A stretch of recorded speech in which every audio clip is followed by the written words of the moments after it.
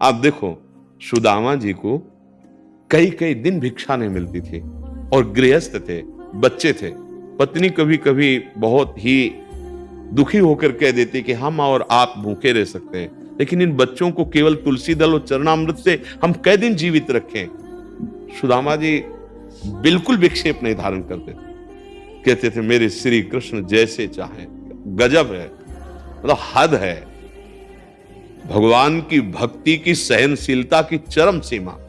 उन्होंने कहा जैसे श्री कृष्ण रख रहे हैं वो हमारे ऊपर बहुत कृपा कर रहे हैं। दोष दर्शन नहीं किया कि मैं अनन्य होकर उनका भजन करता हूं, मुझे भिक्षा भी नहीं मिलती, चलो मुझे ना मिले, मेरे बच्चे भूखे हैं। तो देखो, जब ये यहां ये सोच रहे हैं तो ये था मम प्रपद्यन्ते तासतै भजाम्यम।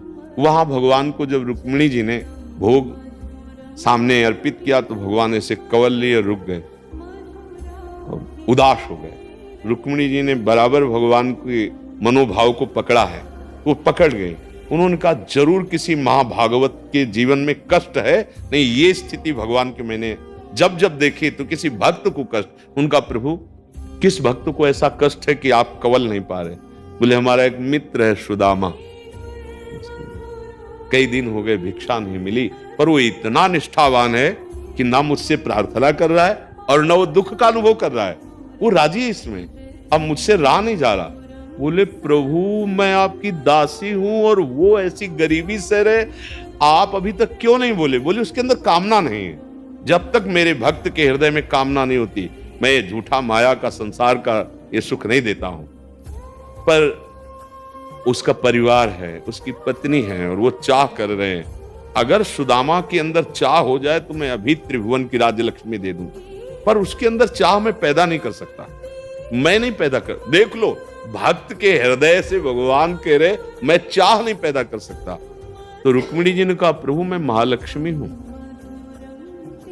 अगर आप चाह पैदा करना चाहते तो मुझे एक उपाय, उनकी पत्नी के हृदय में चाह हो सकती है, आप जाओ उनकी पत्नी के हृदय में चाह। भगवान गए, साधु वेश में कहा भिक्षाम दे।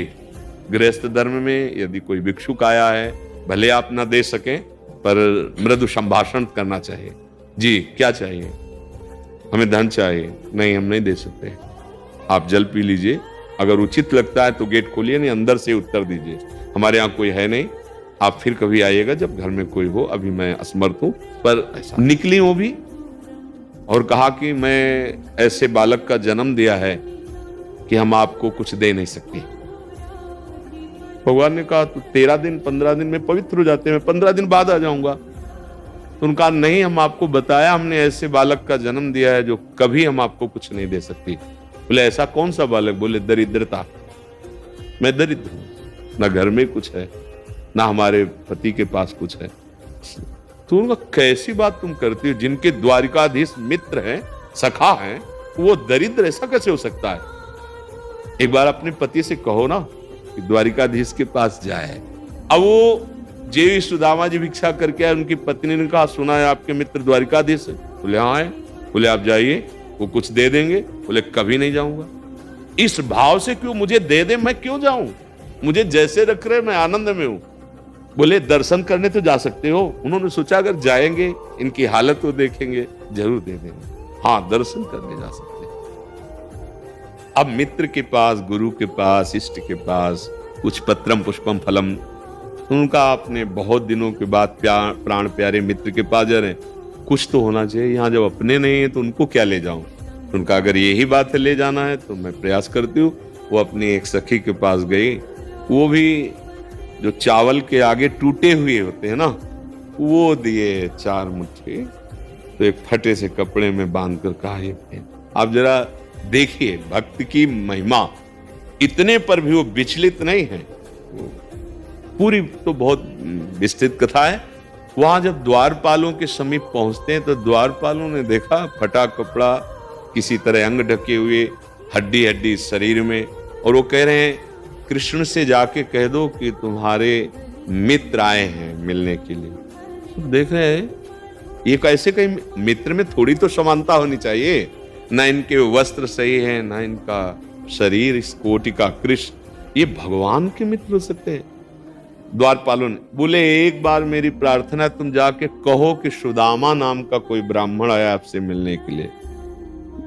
चलो भगवान से कहते, जे ही कहा प्रभु कोई सुदामा मिल, तो भगवान रुक्मिणी जी के पलंग पे विराजमान थे। रुक्मिणी जी वायु कर रही थी पंखा से, कूद पड़े, अश्रु प्रवाह करते हुए दौड़े, और जो सुदामा जी से मिले जाके ना, वो सब देखकर आश्चर्यचकित हो गए कि भगवान शंकर और ब्रह्मा जी में मिलने आते हैं तो कुछ क्षण विलंब होता है, लेकिन भगवान अविलंब भागते हुए आए, ऐसा भगवान सुदामा जी को ले उनके चरण पखारे।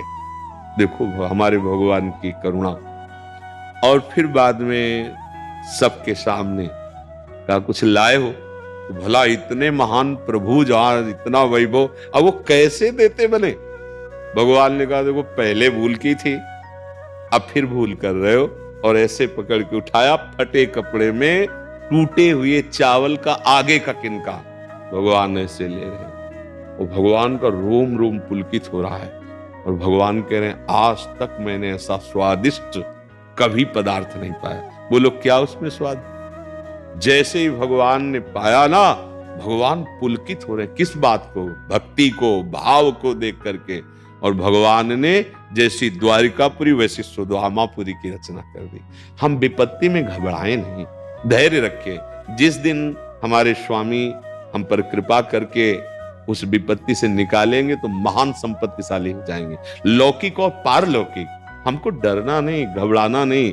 जैसे दिन नहीं टिका, रात आती है, ऐसे रात नहीं टिकेगी, दिन आएगी। ये सुख दुख का क्रम चलता रहता है। यदि हम सुख के भोक्ता बनेंगे तो दुख भोगना पड़ेगा। यदि सुख को हम बांटेंगे और भगवत प्रसाद मानकर नाम जप करते हुए अभिमान नहीं करेंगे तो दुख आएगा, पर वो हमें परास्त नहीं कर पाएगा। हमें ये चाहिए कि हम भक्ति के भाव को समझें।